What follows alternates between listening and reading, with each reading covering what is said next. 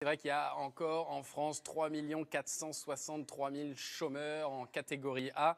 Malgré la baisse récente enregistrée à Pôle emploi, et bien évidemment que ces chiffres sont encore beaucoup trop importants.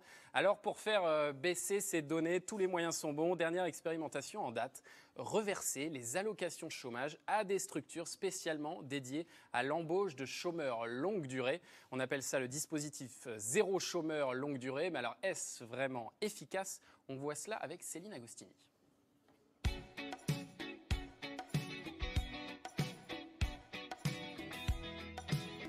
Plusieurs fois par semaine, Julien Bouffet se rend dans ce patio d'un HLM de sa ville pour entretenir les plantes. Donc là, on a mis de la marjolaine. Là, il y a un pied de thym qui est plus très fleurissant, on va dire. Menuisier de formation, Julien Bouffet est resté 1 an et demi au chômage avant de trouver ce travail grâce à une expérimentation inédite en France. Le dispositif Territoire zéro chômeur, mis en place dans 10 villes. L'expérimentation Territoire zéro chômeur de longue durée est assez simple. Il s'agit de mobiliser le coût du chômage, c'est-à-dire 17 000 € par an et par personne pour l'État et les collectivités territoriales. Et avec ce coût du chômage, de financer des emplois dans des territoires qui ont été choisis dans le cadre de l'expérimentation et qui n'entrent pas en concurrence avec des emplois existants. Pour lancer le dispositif, une entreprise a spécialement été créée dans les 10 territoires qui participent à cette expérimentation, comme ici, en Normandie, à Colombelles. Julien Bouffet a postulé en avril dernier avec un projet précis, apporter de la verdure en bas des immeubles de sa ville. Et sa candidature a été retenue. Car le principe de cette expérimentation est de créer de nouvelles activités dans ces territoires, des activités qui n'existaient pas auparavant. On part toujours de l'idée du demandeur d'emploi. Donc, il y a toutes sortes d'activités. On va plutôt, nous, se poser la question comment on va réussir à mettre ça en musique.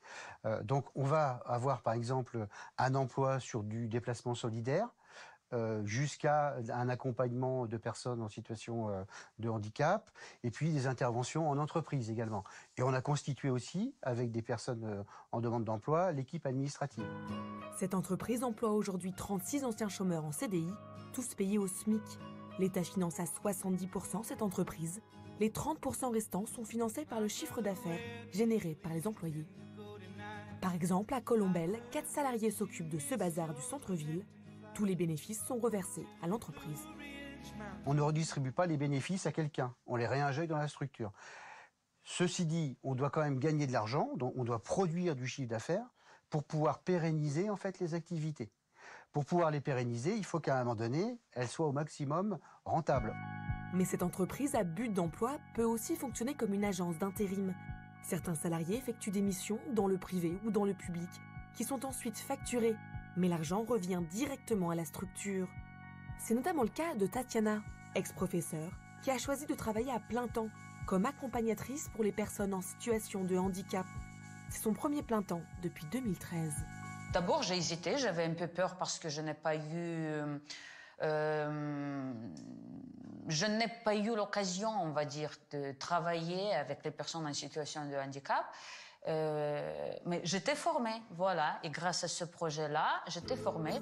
En effet, la structure propose aussi des formations afin que chacun puisse exercer au mieux son nouveau travail. Un tremplin pour ces ex-chômeurs qui a tout de même un coût. L'État a dû investir cette année 18 millions d'euros dans un fonds d'expérimentation pour aider ces entreprises à se lancer. En plus, l'État verse à ces structures le coût du chômage pour chaque emploi créé. 18 millions, qu'est-ce que c'est par rapport aux 36 milliards d'euros que représente aujourd'hui le coût du chômage longue durée en France? C'est le coût du chômage longue durée, c'est 36 milliards d'euros. Donc même si demain il y a 50, 100, 200, 1000, si on pouvait être utopiste, 1000 territoires, le coût de toute façon de ce projet sera toujours faible par rapport au coût réel du chômage longue durée. Depuis plus d'1 an, plus de 400 chômeurs ont été embauchés. L'objectif, c'est que d'ici 2 ans, 1600 chômeurs soient recrutés en plus. Mais pour cela, il faut créer des postes dans tous ces territoires.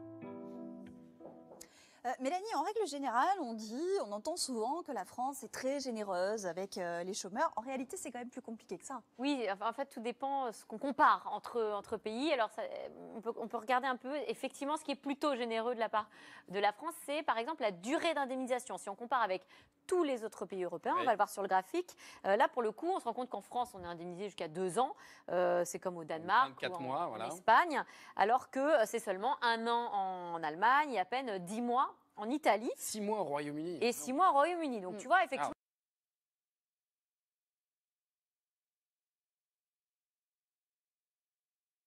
Là-dessus, oui, on peut dire qu'on est plutôt généreux.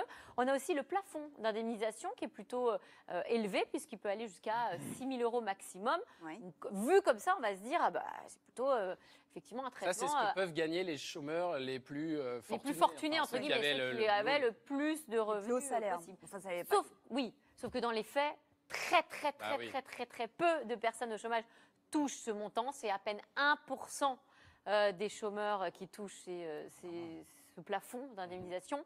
Dans le plus commun des chômeurs, on touche à 80%, enfin ils touchent à 80%, 1 500 euros maximum. Ouais. Voilà, ça, on est plus proche des indemnisations moyennes. Et il faut savoir que c'est un peu en dessous de la moyenne européenne. Donc voilà, on voit bien qu'on n'est pas non plus dans le pays le plus généreux. Et d'autant que ça va peut-être se durcir dans les années à venir, parce que le 19 mars dernier, le gouvernement a annoncé un plan visant à contrôler plus durement les chômeurs. Qu'est-ce qui va se passer exactement? Toute une série de mesures qui ont été prises. Le but officiel, c'est d'accompagner plus efficacement les demandeurs d'emploi vers un travail réel et de sortir de Pôle emploi ceux qui ne sont pas des vrais demandeurs d'emploi. Alors, on a des statistiques. Sur l'année 2017, il y a eu 240 000 contrôles et environ 20 000 radiations. C'est 14%.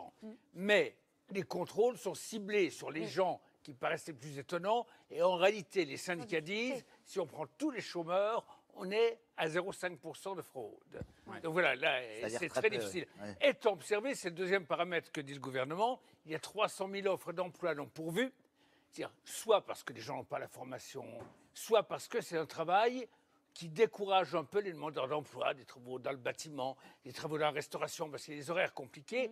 Donc c'est pour s'attaquer à tout cela, 3 mesures. La première, qui me paraît intéressante, c'est le carnet de bord numérique. C'est-à-dire, jusqu'à présent, quelqu'un qui était demandeur d'emploi, il envoyait à son conseiller tous les mois un justificatif de ce qu'il avait fait des recherches d'emploi. Ouais. Là, au fur et à mesure, on remplit ce carnet de bord numérique pour dire ce qu'on a fait comme recherche d'emploi précisément. Ce qui permet au conseiller de dire, monsieur, ça ne sert à rien que vous adressiez votre candidature pour être menuisier, vous n'avez aucune formation pour ça, demandez plutôt pour être boucher. Ça permet d'affiner et de suivre.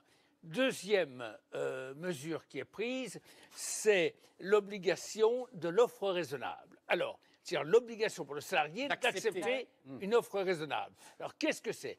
Il y a actuellement une définition dans le Code du travail qui est la suivante. C'est un emploi compatible avec la qualification et les compétences, rémunéré à 95% du salaire antérieur et qui se situe à moins d'1 heure de route ou 30 km aller-retour de la résidence. Là, c'est vraiment défini. C'est défini. Mais sauf que compatible avec les compétences, ça ne veut pas forcément dire non plus totalement proche de son métier. C'est tout le problème. C'est que comme les emplois évoluent, les métiers évoluent, il n'y a aucune certitude que quelqu'un va retrouver le même. Donc, il faut que ce soit compatible ou lui donner la formation, c'est le troisième volet, suffisant pour cela. Cela étant, ce que je viens de vous dire n'a aucun intérêt.